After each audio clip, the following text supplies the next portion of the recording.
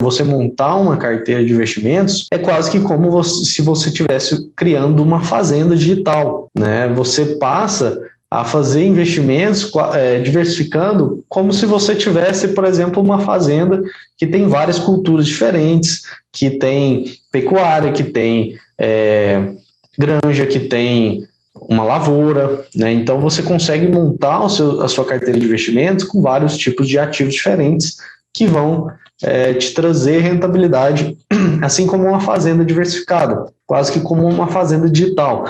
Então hoje você pode aplicar o seu dinheiro em fundos de investimentos que fazem investimentos em empresas do agro, em commodities e vários outros ativos ligados ao agro. A gente tem vários fundos, inclusive, recentemente uma classe nova de ativos que surgiu no Brasil, né, que foi regulamentada, são os fundos de investimentos, os FIAGROS, né, que você tem a possibilidade de comprar cotas desses fundos, como se você estivesse comprando ali o patrimônio daquele fundo. E às vezes o patrimônio pode ser terras, pode ser dívida de produtores, etc., né? Existem várias possibilidades nesse mundo dos fundos de investimentos de você fazer aplicações através do agro. E aí eu até tenho um outro vídeo que fala justamente como funcionam esses investimentos mais a fundo, né? Que eu dou mais exemplos e tal. Não vai ser o foco aqui agora, mas você pode olhar os outros vídeos para entender melhor como é que funcionam os fundos de investimentos. Você pode investir em empresas do agro. Isso é bem interessante, porque no Brasil, como a gente falou, nós temos várias empresas muito fortes no agro. Empresas de frigorífico, empresas de terras mesmo, né, que compram terras, arrendam essas terras e tudo mais, fazem uma gestão ali, fintechs, né, voltadas ao agro. Existem várias empresas que você consegue comprar uma sociedade nelas, comprar ações dessas empresas, se tornar sócio, e aí você consegue ganhar dinheiro com a rentabilidade dessas empresas. Conforme ela tem lucro, ela pode te pagar dividendos, por exemplo, ela pode te pagar outros proventos que existem, ela pode sofrer uma valorização, né? Essas ações que você comprou, por exemplo, por, sei lá, R$10, você pode vender por 20, dependendo se essa empresa for bem nos negócios, né? E se valorizar no mercado.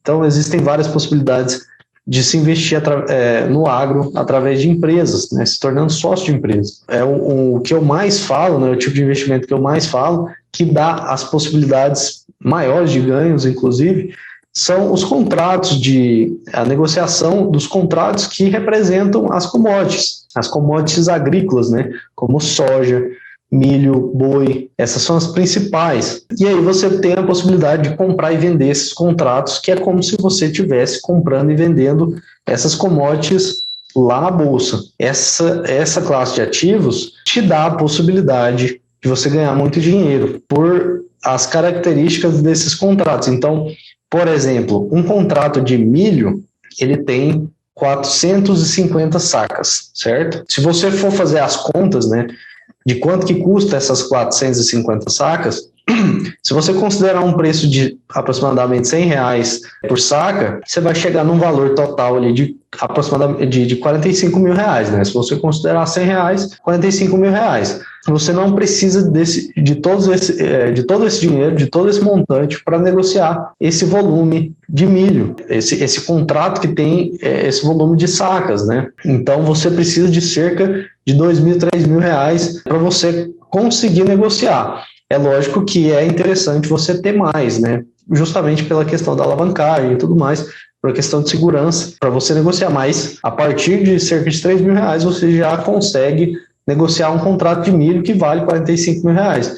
E os seus ganhos, ou perdas, né, claro, mas os seus ganhos eles são em cima dos R$45 mil, são em cima das 450 sacas de milho. Isso é muito interessante, isso é a mágica que a gente fala da alavancagem, de você poder ganhar dinheiro sobre um capital muito maior do que aquele capital que você precisa para fazer a operação.